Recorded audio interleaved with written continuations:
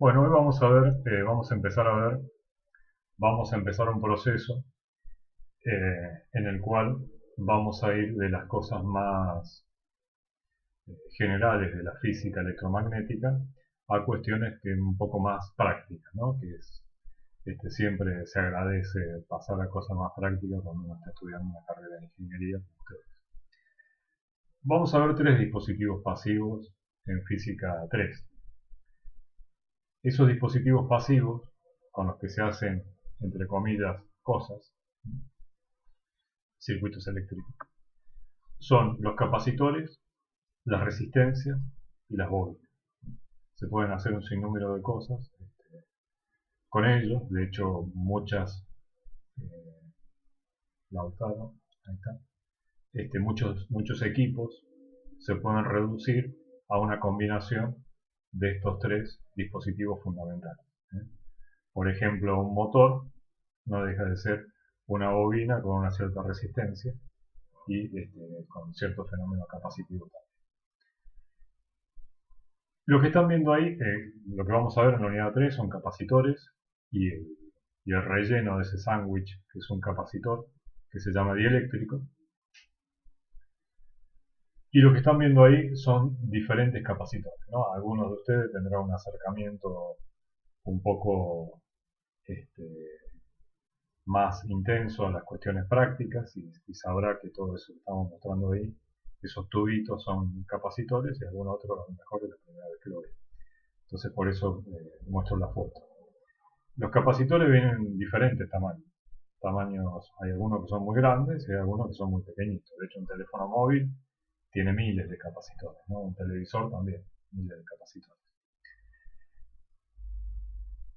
Entonces, bueno, fíjense que hay una cinta métrica ahí con unos centímetros, ¿no? Entonces pueden ser de tamaños milimétricos o por debajo del milímetro a muchos centímetros y más también, ¿no? Decenas de centímetros hasta el metro incluso.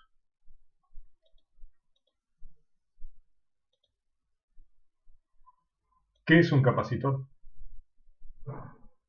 Un capacitor son dos placas metálicas separadas entre sí. Es clave que no se toquen.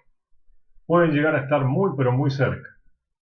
De hecho, el ojo a veces puede no discernir que no se están tocando, pero es clave que no se toquen. ¿Por qué? Bueno, porque dos placas metálicas que se tocan directamente es un circuito cerrado y es como un cable directamente, ¿no? Entonces no sirve de nada. Entonces son dos placas metálicas que pueden estar muy cerca, pero sin tocarse. Eso es clave. Julieta, admitida. El símbolo que tienen es el símbolo que vemos a la derecha. Son dos barritas horizontales que tienen el mismo tamaño. Y esas dos barritas tienen un palito arriba, otro palito abajo, que son los cables a los cuales están conectadas esas placas metálicas, ¿no? Todo eso es conductor. Lo que hay en el medio vacío no es conductor. Puede ser espacio vacío, aire, que desde un punto de vista dieléctrico es bastante parecido al vacío, o puede haber un material adentro. Pero ese material es clave que sea aislante, ¿sí? Entonces, de una u otra forma, esas dos placas metálicas no se tocan nunca, ya sea porque no hay nada, porque hay aire o porque hay un aislante. La clave es que no se tocan. En esas placas metálicas, la placa de arriba y la placa de abajo, se depositan cargas. Esto es algo que vimos en el pasado. Fíjense que lo que tenemos ahí no es ni más ni menos que un dipolo. Carga positiva arriba, carga negativa abajo. Fíjense que no dice más Q1 y menos Q2. Dice más Q y menos Q. Esto siempre es así.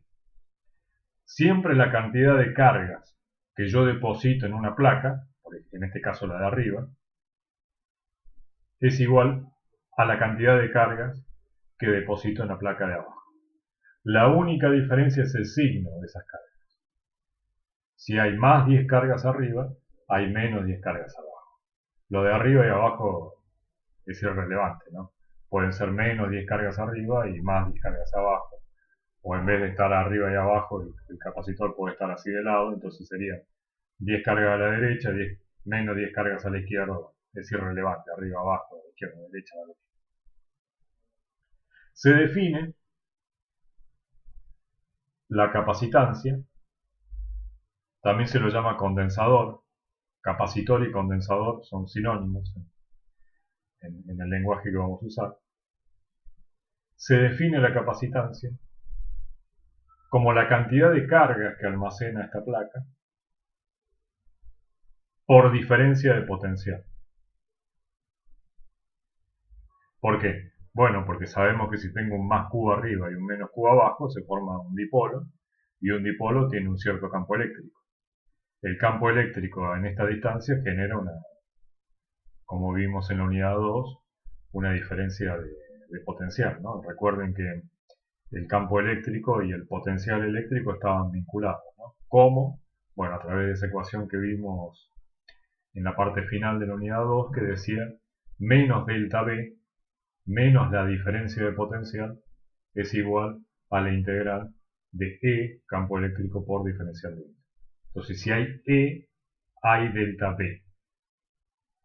O sea, si hay E de campo eléctrico, hay diferencia de potencial.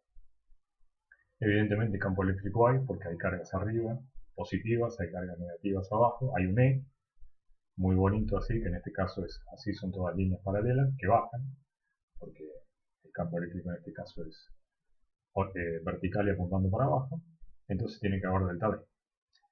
Entonces a la cantidad de cargas por diferencia de potencial, uno dice por diferencia de potencial, pero es sobre diferencia de potencial, o sea, esos coulombs por voltios, recibe el nombre de faradio. Y a esa propiedad de este condensador se le llama la capacitancia. Se mide en faradio. F. ¿Qué es un faradio? Bueno, un faradio es cuando en un condensador es capaz de tener una carga de un coulomb, más un coulomb arriba, menos un coulomb abajo, ante una diferencia de un volt. Un coulomb por un volt es un faradio. Vamos a ver que un faradio es una unidad grande, resulta grande. Entonces, en general, es común hablar de múltiplos del faradio, o mejor dicho, submúltiplos, como el milifaradio, el microfaradio, el nanofaradio. Por ejemplo, aquí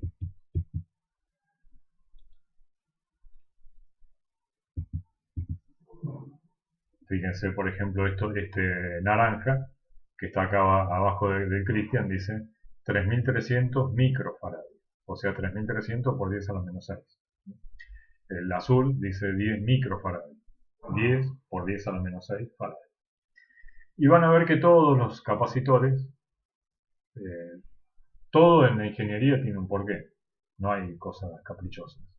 Fíjense que aparte del valor de la capacitancia, aparece otro valor al lado que es el voltaje. Esto es típico de los capacitores.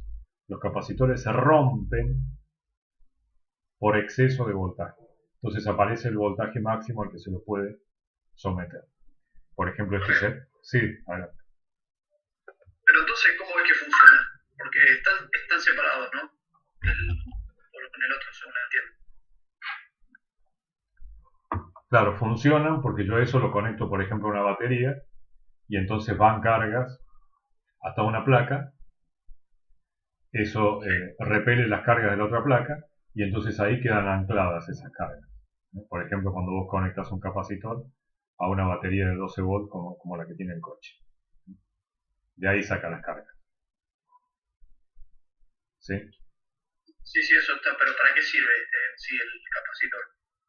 Bueno, el capacitor es capaz de almacenar una determinada cantidad de cargas y eventualmente puede proveer esas cargas cuando el circuito lo necesita. Hay una diferencia entre el capacitor y la fuente de energía, como por ejemplo una pila.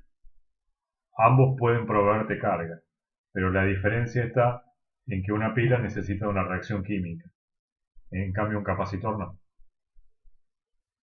¿Sí? Mira. Entonces sí, ambos son capaces de hecho el capacitor almacena energía también. ¿Sí? Vamos a ver un poco ya hacia el final de esta unidad lo útil que es un capacitor, por ejemplo, como filtro. Como filtro en un circuito. Cuando se va a arreglar algo electrónico, sí, se como filtro. Y se tiene que cargar los capacitores, porque si no te puede dar una patada. Sí, exacto. Porque, por ejemplo, si vos conectás un capacitor de estos que están diseñados para soportar un voltaje alto, por ejemplo, más de 500 volts, y lo conectás a por ejemplo, la corriente alterna tiene un voltaje pico de 311 volts. Son 220 eficaces, pero son 311 pico. Y se lo das a alguien como una gracia, entre los bornes ha quedado un voltaje alto. Y sí, evidentemente le da lo que vulgarmente se llama una patada eléctrica. Sí, efectivamente. Sí, porque hay un almacenamiento de energía. Entonces a lo que iba es que estos voltios de acá, que están acá, son para evitar la ruptura del capacitor. Es un voltaje que hay que tener cuidado de no pasarlo. Por ejemplo, este celeste se puede usar en cualquier circuito que esté bastante por debajo de los 160 voltios. Y así sigue. Acá tienen diferentes tipos de capacitores. Todos son capacitores. Y todos se los puede encontrar en un circuito eléctrico. Si uno abre, por ejemplo, una radio, sobre todo las más antiguas, cada componente se podía discernir con mucha facilidad. A la izquierda tienen, por ejemplo, capacitores que soportan hasta 15 kilovoltios, son 15.000 voltios. Son capacitores que no son dos placas, es verdad, pero son dos placas que en el medio, en vez de aire, tienen un dieléctrico, tienen un aislante. Vamos a ver que esto es algo que es positivo en el sentido de que aumenta la capacidad del capacitor. Vamos a explicar después por qué. A la derecha, arriba pero a la derecha, tienen uno marroncito que también es un capacitor, pero se le llama capacitor electrolítico. Entonces uno ve el de la izquierda y parece fácil, ¿no? Un capacitor, seguramente uno se imagina en su cabeza que son como dos platos, porque como es redondo el azul de la izquierda, son como dos platos puestos así y separados con un sándwich. Pero el de la derecha, ¿cómo es? Bueno, vamos a ver dentro de nada que la capacitancia depende del área de las placas. Entonces una de dos, o te hago un capacitor así de grande como una mesa con dos placas, lo cual es impráctico, sería demasiado grande, o te hago un capacitor como quien está amasando ese postre que se conoce como un pionono, ¿no? Que son como dos, bueno, yo nunca hice uno, pero me lo imagino que son como dos pastas separadas y que uno después enrolla. Entonces que es el marrón que tenemos a la derecha es así. Son dos placas que inicialmente eran rectangulares y estaban separadas con un dieléctrico, con un aislante, y después, para que no me quede algo largo y así de poco ancho pero muy largo, lo empiezo a enrollar. Clac, clac, clac, clac, clac, clac, lo enrollo y le pongo una patita a una de las placas, otra patita a otra de las placas y ya está. Entonces ese que ven a la derecha, que tiene forma cilíndrica, en realidad es de placas plano paralelas, solo que está enrollado. El de la izquierda y abajo es otro tipo de capacitor, que el dieléctrico es aire, pero son múltiples capacitores, ¿no? Son múltiples porque fíjense que no tienen dos placas nada más, sino que tiene n placas. Y es variable. Esto es usado para sintonizar, etcétera, cada vez que yo preciso modificar un valor de capacitancia, se utiliza un capacitor como este. Se llama capacitor variable. Y el símbolo es el símbolo del capacitor con una flecha. Esta flecha siempre se usa para algo que es variable, ¿no? Una resistencia variable, flecha. Capacitor variable, flecha. Siempre la flecha significa variable. En este caso, capacitancia. Y el de la derecha, abajo de todo, también es variable, pero menos variable, en el sentido de que tolera algún ajuste, por eso tiene un tornillito para meter un destornillador, pero es algún ajuste muy ocasional, ¿sí? Entonces, en vez de llamarle capacitor variable, que podría ser capacitor variable porque varía su capacitancia, como no está previsto que siempre se le esté cambiando la capacitancia porque no toleraría ese maltrato mecánico a diario, entonces se le llama ajustable en el sentido de que a lo mejor un operario en una fábrica directamente le da el valor adecuado y después ya no se toca nunca más, ¿no? En ese sentido. Los dos son variables, solo que el de la izquierda permite un trato, es más robusto porque permite una modificación diaria de la capacitancia, mientras que el de la derecha no es tan robusto y permite una modificación de la capacitancia mucho más ocasional. Por eso la diferencia entre variable y ajustable. Pero ambos pueden cambiar la capacidad. Bien, como siempre, si tienen alguna pregunta me avisen. Bueno, estuvimos hablando un poco en parte práctica qué es un capacitor. Y ahora vamos a definir, a tratar de entender, a tratar de descubrir cómo se puede calcular el valor de esa capacitancia. Y vamos a demostrar que la capacitancia solo depende de factores geométricos, lo cual va a ser un gran descubrimiento. Al principio, cuando yo la capacitancia la definí como carga sobre voltaje, daba la impresión de que en definitiva dependía de la fuente de tensión a la que lo voy a conectar, cuántas cargas se me iban a meter. Pero el Q sobre V vamos a ver que se mantiene constante, de tal modo que sé que la capacitancia no depende ni de la fuente de tensión a la que voy a conectar, ni cuántas cargas le pude meter al capacitor, no depende de eso. Q sobre V siempre es constante. Le metes mucho V, aumenta mucho Q. Le metes poco V, almacena poco Q. Siempre es constante. Y siempre te da lo mismo, siempre es el mismo C. Y ese C solo depende de factores geométricos. Te quiero hacer una pregunta, si puede ser. Sí, decimos. Entonces, a ver si entendí cómo funciona el capacitor. Vos le ingresás energía, más allá de que la almacena. ¿Por qué las placas esas de las que estamos hablando están separadas y no están juntas? Por ejemplo, ¿cómo hace para pasar la energía de una placa a otra? A través del campo eléctrico. Un campo eléctrico tiene energía. Entonces vamos a ver que vos tenés. Es esencial que estén separadas las placas. Porque si las cargas pueden circular de una placa a la otra, entonces directamente tendríamos un cable y tendríamos un cortocircuito, ¿no? Entonces eso es esencial. Y después, vos tenés que tener presente que sucede lo siguiente. Suponete que en la placa de arriba metés una carga positiva. Si metés una carga positiva, vamos a hablar en términos concretos, ¿no? Porque ustedes todavía no lo saben, pero en la unidad 4 en adelante vamos a ver que la corriente eléctrica en realidad no son cargas positivas, sino que son cargas negativas. La corriente eléctrica está formada por cargas negativas que se mueven en un determinado sentido. Entonces, vamos a hablar en términos prácticos. Vamos a suponer que metemos cargas negativas en la placa de abajo, o sea, electrones. Metemos, porque hay una pila conectada, somos capaces de meter una sola carga negativa en la placa de abajo, que dice menos Q. ¿Qué va a pasar con el electrón que está en la placa de arriba? Con los electrones que estén en la placa de arriba, al meter un electrón de más en la placa de abajo, el electrón que está en la placa de arriba, carga del mismo signo se repelen, se va a querer ir y se va.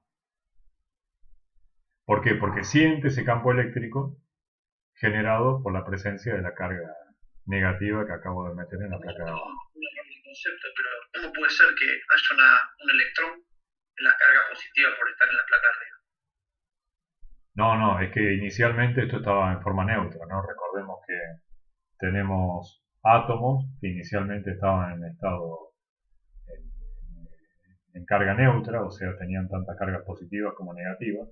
Entonces, al meter un electrón por acá abajo, los electrones, que son las únicas cargas que se pueden mover porque los átomos y los iones positivos están fijos, entonces este electrón que yo meto por acá abajo manifiesta su presencia a través del campo eléctrico y un electrón que está arriba se va para arriba, dejando huérfano, perdón, para que siga siendo neutra la carga que está arriba. Se va.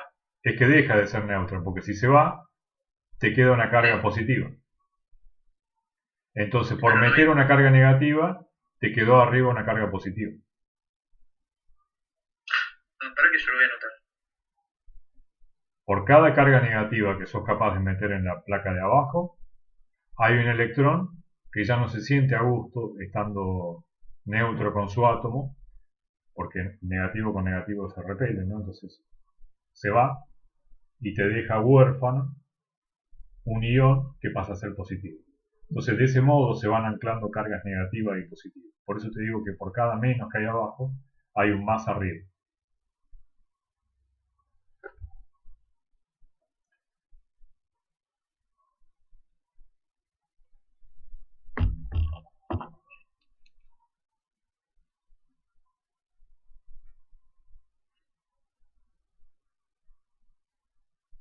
¿Sí? Sí, estoy anotando, profe. Pero siga si quiere. Bueno, ahora vamos a ver un video después de que termine de explicar esto, donde esta explicación visualizada un poco mejor por la ayuda del video se va a terminar de entender eventualmente. Dice la primera ecuación que tenemos abajo, que el campo eléctrico es sigma sobre epsilon cero. Entonces, metido así parece que esto hubiese venido de la nada. Así que vamos a visualizar primero cómo es el campo eléctrico. Fíjense a la derecha cómo es el campo eléctrico dentro de un capacitor. Les dije que por cada carga negativa que era capaz de meter, se iba una negativa de arriba y me quedaba huérfano una positiva, ¿no? Un átomo, o sea, se generaba un ion. Entonces fíjense, hay un menos con un más, un menos con un más, un menos con un más. Entonces en definitiva tengo campos eléctricos así, todos así que van para abajo. Salvo en los bordes, que bueno, se distorsiona un poco, y arriba. Pero en definitiva el campo de un dipolo, de muchos dipolos puestos unos al lado del otro, es un campo muy intenso que está concentrado en esa especie de sándwich que tengo acá en el medio. Entonces ahora vamos a entender de dónde sale esta ecuación de sigma sobre epsilon c. Para eso vamos a usar la ley de Gauss.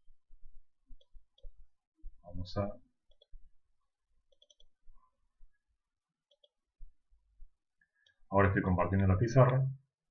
Teníamos una placa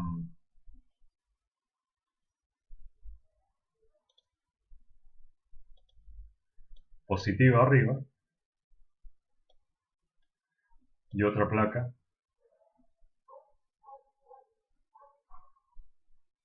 negativa abajo. Entonces yo les había dicho que por cada menos que metía acá, se generaba, acá hay un electrón que ya no se sentía cómodo estando con el átomo que le pertenece, y se iba. Y entonces al irse me queda un ion. Por eso por cada menos hay un más. Acá tengo otro menos, acá tengo otro más, y así, ¿no? Acá tengo otro menos, acá tengo otro más, y así en todos lados. Puntos suspensivos, así en todas partes. ¿Cómo es el campo eléctrico que se forma acá? Bueno, el campo eléctrico que se forma acá es así. Así, así. Así es el campo eléctrico.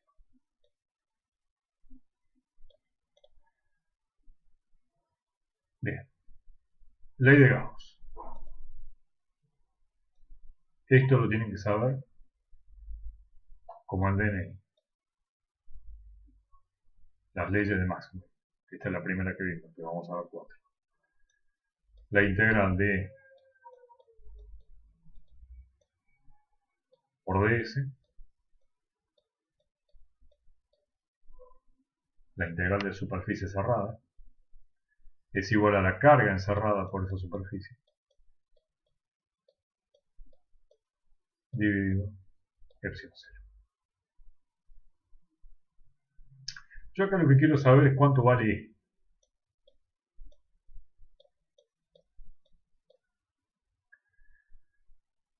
Entonces acá, para usar la ley de Gauss, tengo que tratar de ser lo más vivo posible para elegir una superficie gaussiana que a mí me sirva. Porque te da muchas libertades la ley de Gauss.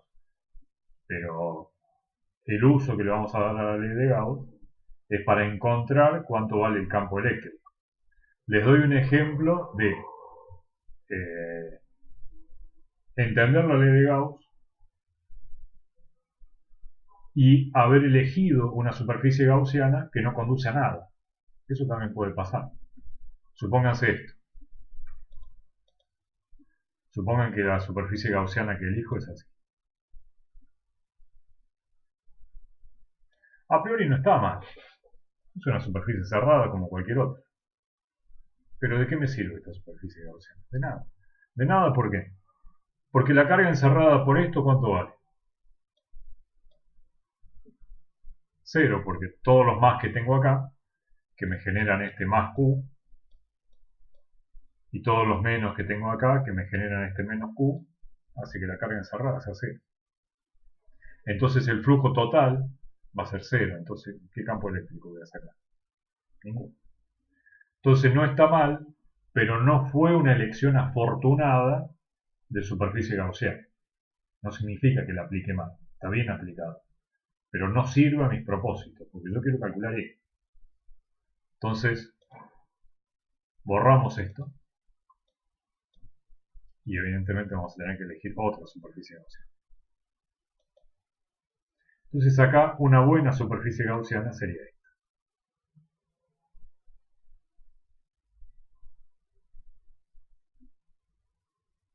Así. ¿Por qué es una buena superficie gaussiana? Porque encierra carga, sí, la más Q.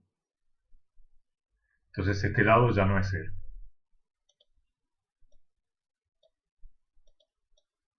Borramos. Y después es fácil calcular el flujo en esta superficie gaussiana. ¿Por qué? Porque esta superficie gaussiana, que bueno, en realidad sería un cubo de 6 lados, ¿no? Pero analizado así en el plano, tiene 4. Y no hay campo eléctrico así. Entonces, como no hay campo eléctrico así, fíjense que el flujo aquí, el flujo sobre esta cara, vamos a usar otro color, el flujo sobre esta cara es 0. ¿Por qué? Porque recuerden que el flujo era E por ds. Entonces, como en esta cara E es así, pero el área es así, entonces ¿cuánto vale el flujo aquí? 0. Por el mismo motivo también vale 0 el flujo aquí. Esta cara no contribuye en nada al cálculo del flujo que estoy haciendo aquí. ¿Por qué? Porque hay un coseno de 90 en este producto escalar y el coseno de 90 es 0. Por un motivo diferente, tampoco contribuye esta cara. ¿Por qué? Hay un poquito de campo eléctrico, pero es tan poco lo que hay, comparado con lo mucho que hay en el sándwich, en la parte interna del capacitor, que el E por A que hay por arriba es aproximadamente 0. Por eso es que también lo puedo despreciar.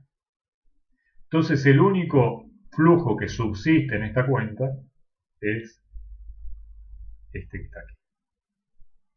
Y este que está aquí es fácil de calcular porque E Y A, E de campo eléctrico, E de campo eléctrico y A de superficie son colineales en todo punto. Por eso le digo la astucia de emplear una superficie gaussiana que sirva a mis propósitos.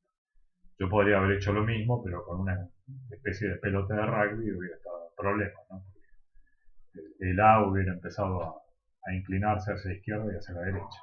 Al haber elegido una caja, E y A siempre son colineales, y entonces el coseno del ángulo es siempre el mismo, el ángulo es 0 y el coseno de 0 es 1. Entonces, ¿cuánto vale esto?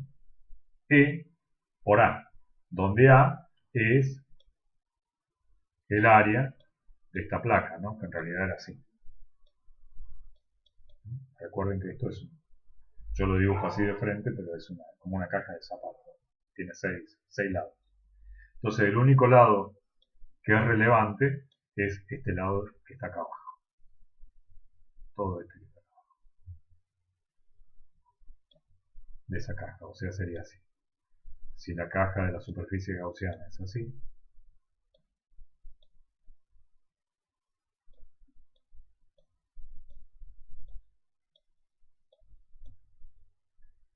todos los flujos son 0, menos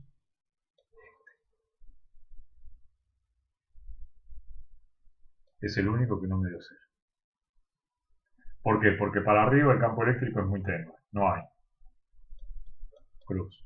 Para los lados, campo eléctrico que se va por el costado, nada, no hay, 0. Y por el mismo motivo tampoco hay ni para adelante ni para atrás. Sí. Si las cargas negativas no estuviesen abajo, no iría para ningún lado.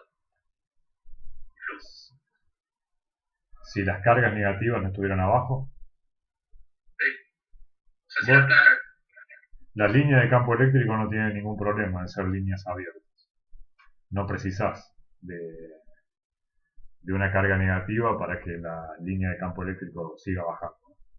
Pueden ser abiertas. Lo vimos cuando vimos la carga puntual. Cuando vimos la carga puntual, ¿cómo era el vector de campo eléctrico? Así. Así que no necesitas necesariamente que haya un negativo acá para que el E siga yendo para allá. Si esa es la pregunta. Eso lo entiendo. No entiendo, profe, ¿por qué no, en este caso puntual, esta caja verde, ponele, no pueden ir para otros lados? ¿No puede ir para otro lado quién? O sea, el flujo, digamos. ¿El campo eléctrico? Sí. Es que el campo eléctrico va para muchos lados, pero la parte intensa del campo eléctrico es la que va para abajo.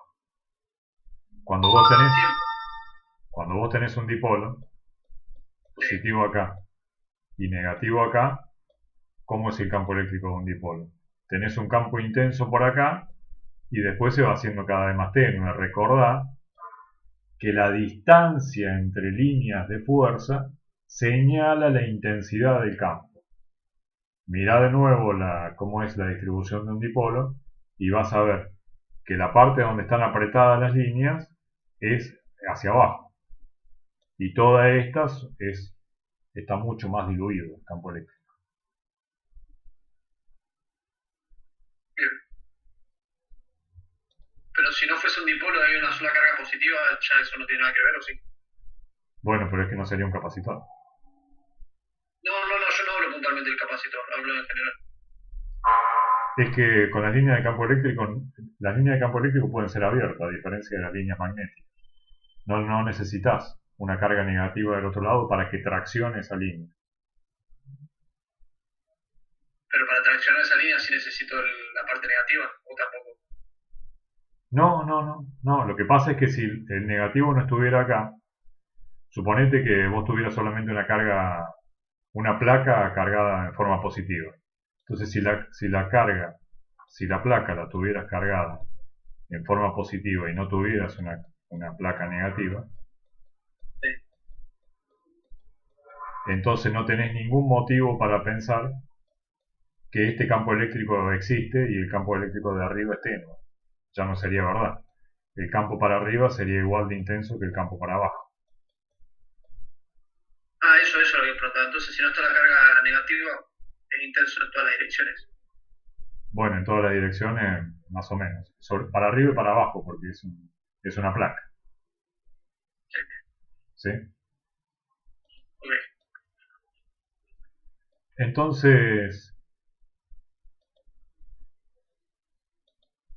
volviendo a esto, el único flujo que subsiste de estos 6 posibles es este de acá. ¿Y cuánto vale? E por A. ¿Y quién es A? El tamaño, el área de la placa de este capacitor. ¿De qué placa? De cualquiera de las dos, porque las placas son iguales en tamaño. Entonces me queda E por A igual a la carga encerrada sobre epsilon 0. Entonces el campo eléctrico E, ¿cuánto vale? La carga encerrada sobre A por epsilon 0. A la carga depositada, la carga encerrada, que sería más Q en este caso. O sea, más Q sobre A por epsilon 0. La carga por unidad de área, habíamos visto que se llamaba sigma. Son los coulomb por metro cuadrado. Por eso aparece en la filmina la ecuación esa de E igual a sigma sobre epsilon 0. Este sigma lo que está representando es esto. Del mismo modo que lambda son los coulomb por metro, en un problema unidimensional, sigma son los coulomb por metro cuadrado. Y rho los coulomb por metro cúbico. Es cosa que tiene que ver con la convención. Entonces el campo eléctrico E, ¿de qué depende? De la cantidad de cargas que soy capaz de poner en una de las placas por metro cuadrado, o sea, de la densidad superficial de carga. ¿Sí? Entonces volvemos.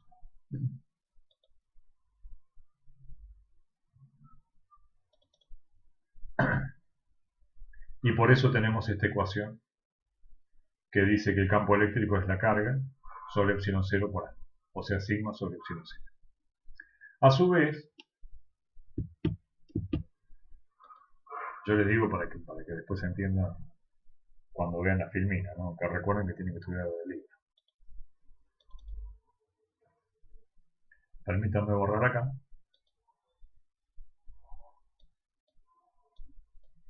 Aquí. Vamos a dejar esto un poquito más prolijo. Ahí está.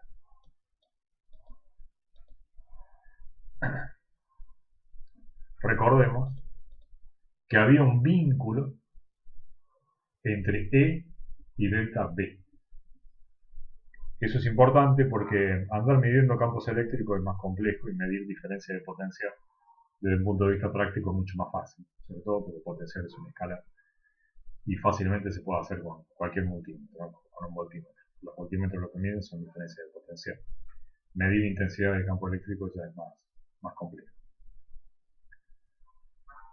¿Cuál era la relación? Bueno, la recordamos porque ya la vimos. Era menos delta B, diferencia de potencial eléctrico, igual a la integral de E por dl. La integral de línea de E por dl. Menos delta B porque es B en A menos B en B. Si yo esa integral de línea la hago desde aquí, a ver si puedo usar otro color, desde aquí hasta aquí, y la hago así, llegando al punto B y saliendo del punto A, entre A y B, la integral de E por dl, como ven, como E es constante en toda la línea, vale siempre lo mismo, y dl encima es colineal, entonces es una integral muy simple de hacer. Es directamente E por D. donde D que es la separación entre placas. Entonces esto que va a ser E por D. ¿Sí? Y este delta B que es, bueno, no es cualquier delta B, sino que es el delta B que hay entre B y A. O sea, B en A menos B en B. Es decir, la diferencia de potencial entre la placa A y la placa B. Eso es delta B. Bien, entonces veamos que E, a su vez, ya lo habíamos calculado, era esto, que a su vez también era esto. Entonces esto aquí va a ser igual a E, donde E era Q sobre A dividido epsilon 0,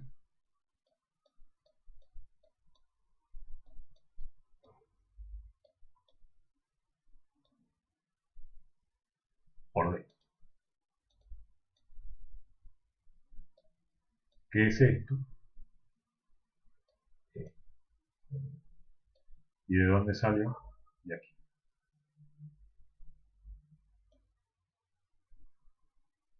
Ahora, ¿qué era C? La capacitancia C. Dije al comienzo de la clase que era los volts por coulombs. Los coulombs por volt, ¿no? Lo dije por acá. Vamos a la pantalla. Acá. C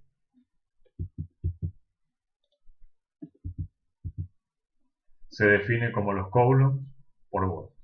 Q sobre delta B. Entonces volvemos.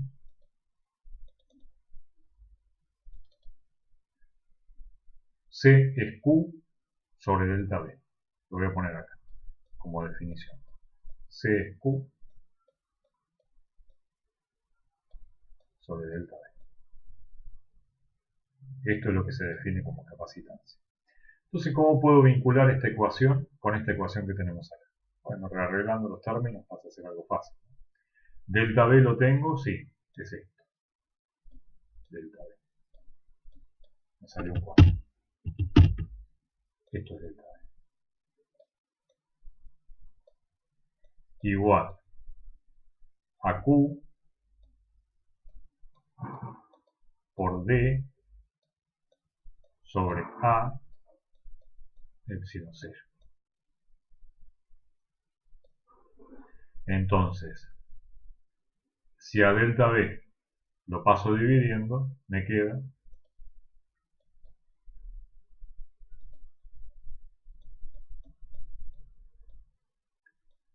Q sobre delta B. Esto que está aquí lo paso dividiendo para acá. Y entonces despejo, me queda el A que está dividiendo, lo paso para arriba. A por epsilon 0 sobre A. ¿Y qué es esto?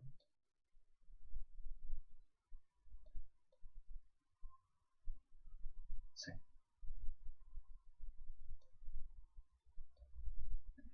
Fíjense entonces que C es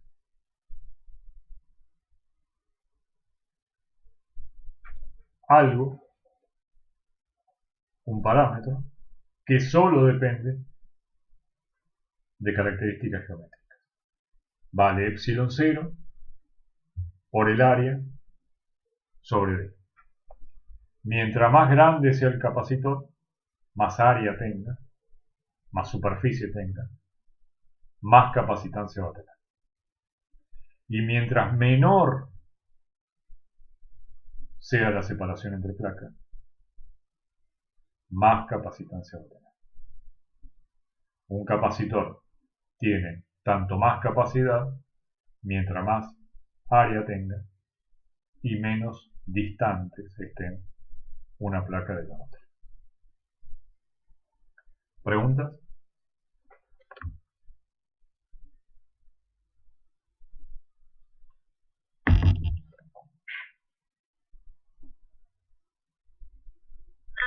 ¿No? Ok. Bueno, vamos a ver un pequeño video para reafirmar conceptos. Acá está.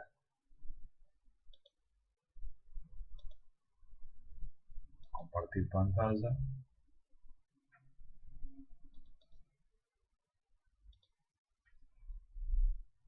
We apply a force trying to push Acá positively tenemos un charged capacitor. particles are fixed in place, whereas the negatively charged particles, called electrons, are free to move around. Acá en rojo están los iones, que no se pueden mover. Son átomos de estructura cristalina. Los azules son los electrones que sí se pueden mover. Ambos tienen la misma carga, ¿no? Más Q el rojo y menos, o sea, más E y menos E. El rojo más E, el azul menos E. A metal typically has an equal amount of positively and negatively charged particles, making the metal as a whole electrically neutral. A esto me refiero con que,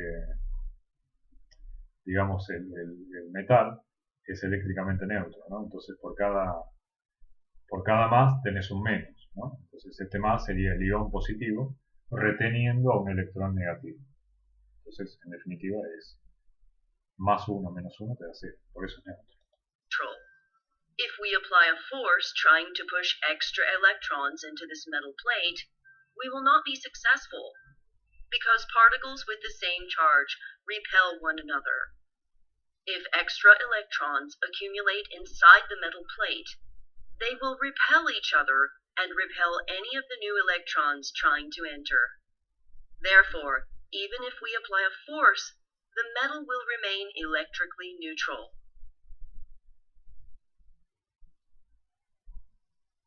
Si algo de lo que va diciendo no se entiende, yo le puse subtitulado en inglés, aún así. Cristian, Sí, una duda. ¿Son siempre los electrones los que se desplazan, por así decirlo, de una región a otra?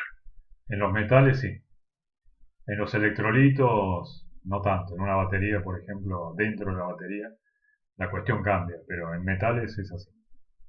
Sí, tener los electrones que se mueven. ¿Por? No, saberlo. Porque veía el video que... Let us consider a new Sí, exacto. Son los electrones los que se mueven, los que se pueden mover. Vamos a ver que igual se mueven bastante, de un modo bastante perezoso, ¿no? Pero mover se mueve.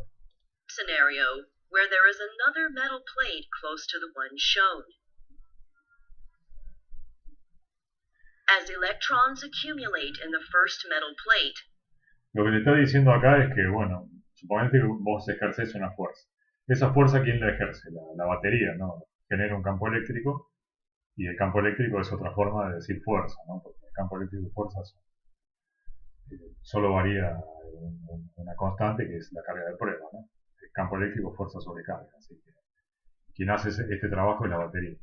Entonces lo que te está diciendo es que si tuviera una plaquita sola, vos no podés simplemente acumular cargas acá, porque las cargas negativas se van a empezar a repeler entre sí y se van a querer ir. ¿Sí? Entonces tenés que hacer otra cosa, y esa otra cosa es poner otra placa. they Entonces will ahora repel cambia. the electrons Vos fíjate que al haber puesto otra placa, estos electrones que se estaban acumulando acá, si vos mantenés la batería para decirle con esa fuerza, no, vos quedate ahí, decirle a los electrones, vos quedate ahí, entonces este campo eléctrico de los generado por estos electrones en exceso repele los electrones de la otra placa in the y se second van. metal Todos los plate. azules son electrones. Entonces fíjate que ahora quedan The positively charged particles left behind in the second plate ahora las cargas positivas. Por eso te digo que por cada menos Q que metiste, aparece un más Q del otro lado. No sé si ahora se nota un poco mejor. will exert an attractive force on the negatively charged particles in the first metal plate. Y la fuerza apunta hacia ahora porque recuerden que el campo eléctrico va al revés, ¿no? Porque se trata de electrones que tienen carga negativa. Entonces vos tenés un campo eléctrico que en este caso en particular de este capacitor que está mostrando este video, el campo eléctrico iría de derecha a izquierda, de la parte derecha de la pantalla a la izquierda. Por eso es que la fuerza va al revés, porque son electrones. This makes it possible for the first plate to have more negative particles than positive particles. As we add electrons to the first metal plate, an equal number of electrons leave the second metal plate. After a certain number of extra electrons accumulate on the first plate, they will repel any new electrons trying to enter. The first metal plate has developed a net negative charge, and the second metal plate has developed an equal and opposite net positive charge. We can cause this equal and opposite charge on each plate to be larger by applying a larger external force. O sea, una pila de mayor poder, ¿no? De mayor diferencia de voltaje que ejerza más campo eléctrico. If we remove the external force we are applying, the extra electrons in the first metal plate will continue to repel one another.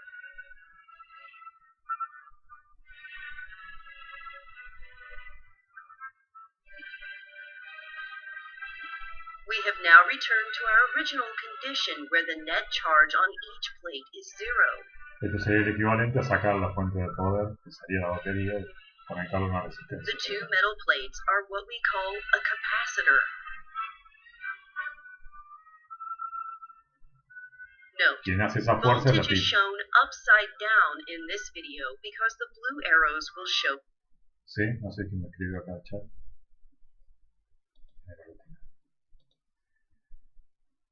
¿Pregunta sobre esto?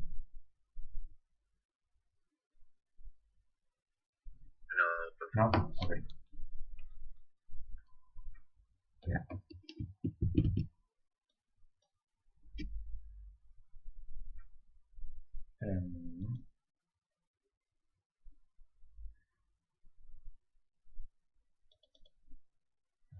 Vamos a ver otra cosa. Vamos a ver esto.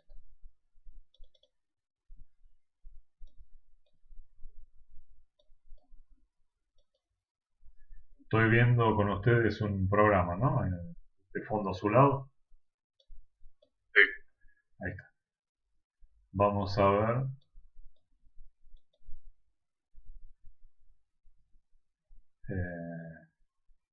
La línea de campo eléctrico.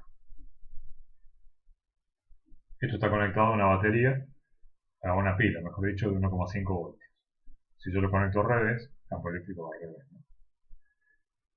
Fíjense que a medida que voy subiendo de diferencia de potencial, soy capaz de meter más y más cargas negativas en una placa, y eso expulsa las cargas negativas de la placa de arriba, generando una orfandad de cargas negativas que se conocen como iones positivos, ¿no?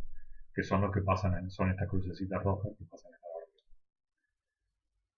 Ahí tienen el campo eléctrico. El valor de capacitancia. Fíjense que el valor de capacitancia es 0,89 por 10 a la menos 13. Yo puedo modificar el valor de voltaje todo lo que quieran, pero el valor de capacitancia no se modifica. ¿Por qué? Porque no depende de eso. La capacitancia solo depende de factores geométricos y eventualmente de la presencia o no de un material dentro. Si yo pongo mucho voltaje, pues irán muchas cargas.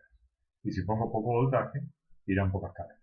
Pero siempre la relación Coulomb sobre volts va a ser la misma, y eso es lo que se conoce como capacitancia. Distinto es el caso si yo hago el área más grande. Entonces la capacitancia sí sube. Fíjense que pasa de 0,89 para 100 metros cuadrados. Si yo voy a 200 metros cuadrados, se ha duplicado la capacitancia. Si yo vuelvo al 100 y la separación la reduzco a la mitad, la capacidad también se duplica. Si voy de 10 a 5, la capacidad sube al doble. ¿sí?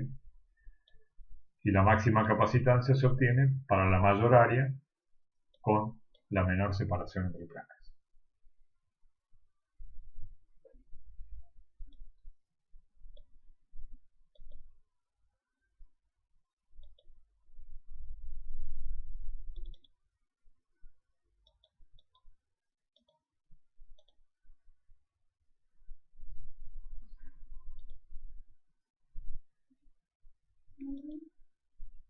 Hay muchos tipos de capacitores.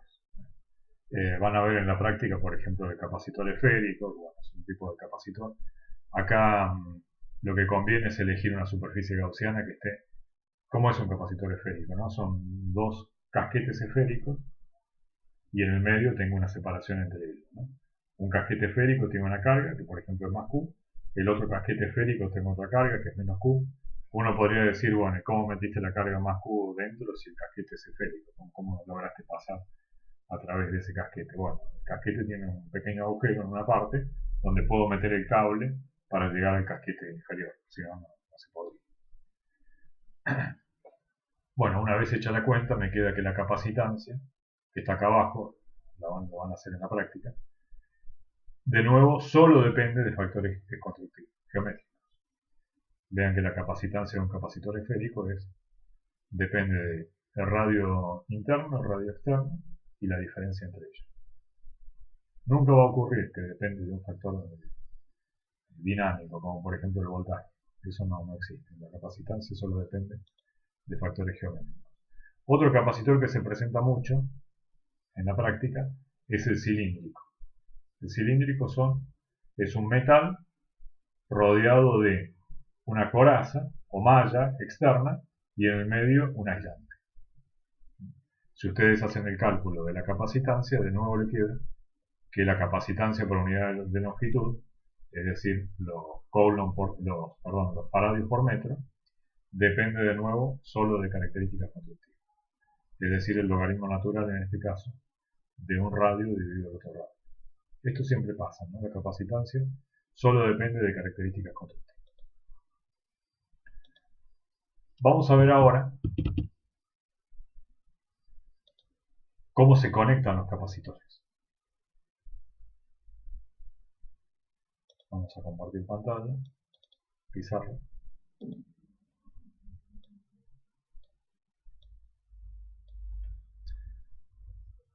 Primer ejemplo.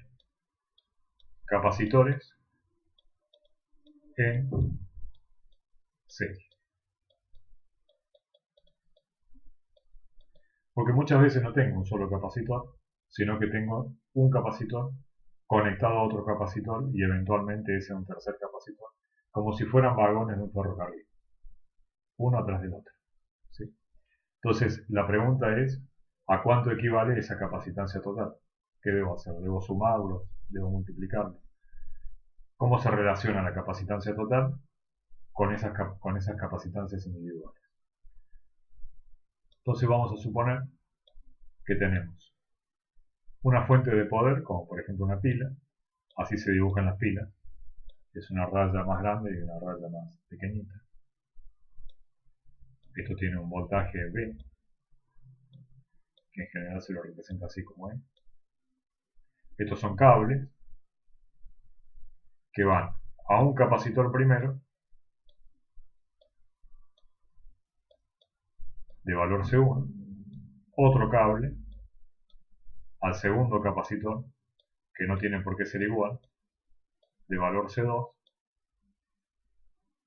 y un tercer cable que cierre el circuito. ¿Cómo se comportan estos dos capacitores en serie? Bien. Lo primero es que cuando se inducen una serie de cargas positivas en la placa de arriba, por ejemplo más Q, necesariamente se induce la misma cantidad de cargas, pero negativas en la placa de abajo.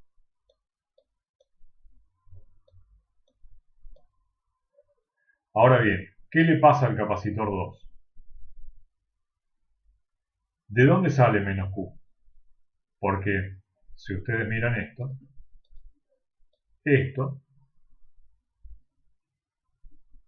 está completamente aislado del circuito. No pueden venir cargas aquí, porque no hay ningún cable que lo conecte a otra parte del circuito. Está aislado con la parte de arriba y está aislado con la parte de abajo. Entonces este menos Q, ¿de dónde vino? Y necesariamente tiene que haber venido de la placa de abajo. Entonces, si menos Q cargas se fueron para arriba, significa que más Q cargas quedaron huérfanas abajo. ¿Se entiende esto?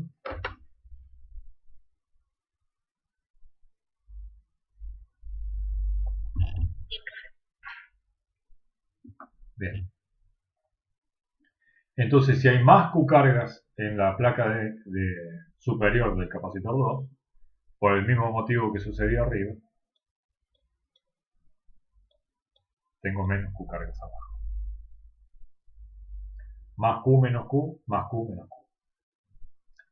Ahora bien,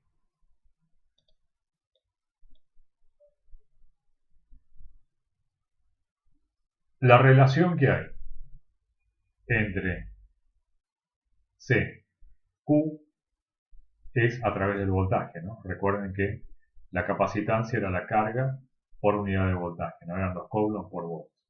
Entonces esto significa que de aquí hasta aquí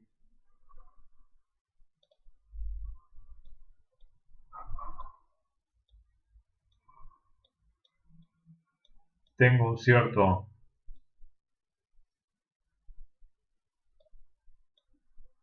B, llamémosle a esto A, llamemos a esto B y llamemos a esto C. Un B entre A y B, o diferencia de potencial entre placas, que por supuesto va a cumplir con la regla de que C es igual a Q sobre B, entonces B es igual a Q sobre C. Q sobre C1 me dará B entre A y B. Y Q sobre C2 me dará la diferencia de potencial que hay entre B y C.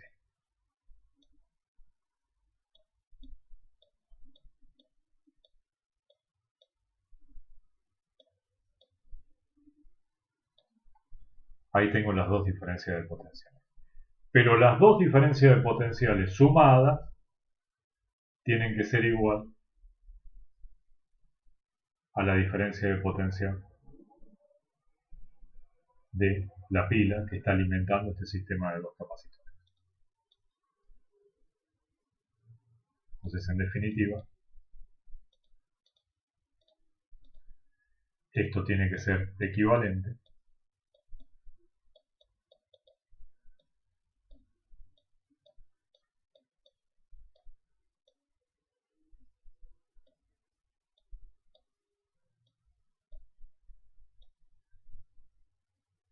a un solo capacitor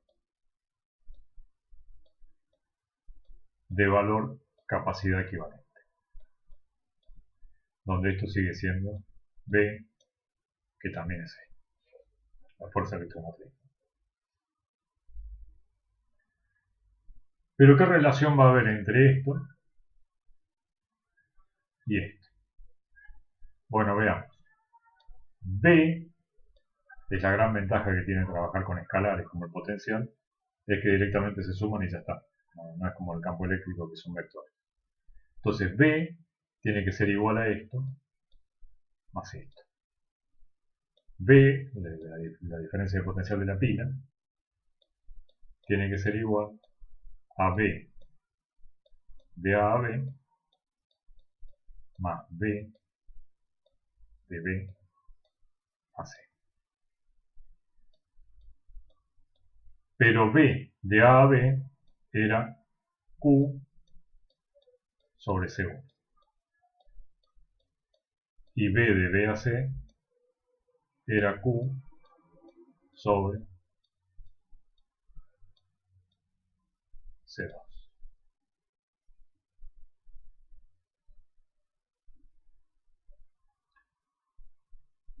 ¿Sí? Entonces veamos. Esto va a ser igual a Q factor común de 1 sobre C1 más 1 sobre C2. ¿Preguntas hasta ahí?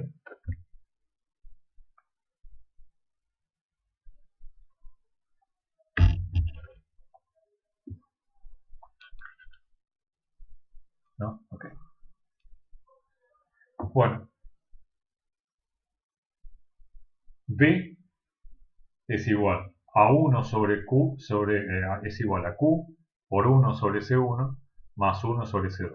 Entonces tengo que hallar un vínculo entre esto, que es igual, y esto que está acá. Entonces miremos esto. Q por 1 sobre C1 más 1 sobre C2 quiere decir que la capacidad equivalente, que sería obtener Q sobre B, Q sobre B, la podría obtener directamente dividiendo Q sobre B acá. ¿Y qué me quedaría? Si hago Q sobre B, bueno, me quedaría que 1 sobre la capacidad equivalente va a ser igual a 1 sobre C1 más 1 sobre C2.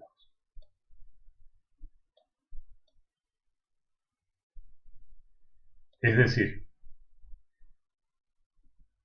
que la capacidad de un capacitor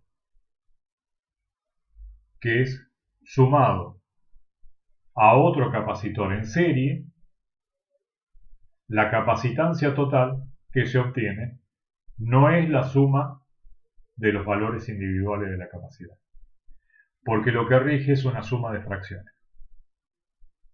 De hecho, si ustedes resuelven esta fracción, les va a quedar que la capacidad equivalente es igual a C1 por C2 sobre C1 más C2. Supongamos que esta capacidad C1 fuera de 1 faradio. Y supongamos que esta capacidad 2 fuera de otro faradio. ¿Cuánto vale la capacidad total? Estos dos capacitores conectados así no se comportan como un capacitor de 2 faradios. No es así. Te lo dice esta ecuación. Se comportan como un capacitor equivalente que tiene una capacidad de 1 por 1 sobre 1 más 1. O sea que se comporta como un capacitor de medio faradio. ¿Por qué? Porque 1 por 1 sobre 1 más 1 es un medio. Siempre va a resultar la capacidad de dos capacitores puestos en serie menor que el menor de ellos, porque lo que se suman son fracciones. Entonces surge la pregunta inmediata de ¿por qué motivo habría yo de sumar capacitores de esta forma, conectarlos en serie, si yo eventualmente lo que quiero lograr es obtener un valor de capacidad grande? Y acá el valor de capacidad disminuye, no lo aumenta. Bueno, hay varias situaciones en las que, en primer lugar, puede resultar ineludible que las capacitancias se sumen, porque a veces la capacitancia es algo buscado y a veces es algo que ya está en los circuitos y que no te queda más remedio que tratar con ello. Esa puede ser una respuesta. Y la segunda respuesta es que hay una ventaja de poner los capacitores así en serie, a pesar de que el valor de capacidad disminuye, y es que, si bien es cierto que la capacidad total es menor, el voltaje al que está sometido cada capacitor es menor. Y como los capacitores se rompen por exceso de voltaje, entonces vos podrías llegar a un cierto valor de capacidad con capacitores que solos no los podrías conectar porque no tienen el voltaje de operación adecuado, sumando varios en forma individual. Entonces fíjense que el voltaje al que está sometido C1 y el voltaje al que está sometido C2 no es el voltaje total, sino que siempre es una fracción. Si son iguales los dos, entonces será la mitad de voltaje para cada uno. Si no son iguales, bueno, habrá que hacer la cuenta. ¿Sí? ¿Se entiende esto? Sí, Bueno, vamos a ver qué me escribieron acá. Otro que se tuvo que ir. Bueno, yo no sé si no me escucharon, pero yo no tomo lista en las clases de teoría. Lo dejo ya a criterio de cada uno. Pero bueno, me siguen escribiendo el chat y me dejan el presente. Normalmente. Bueno chicos, si no tienen ninguna pregunta, vamos a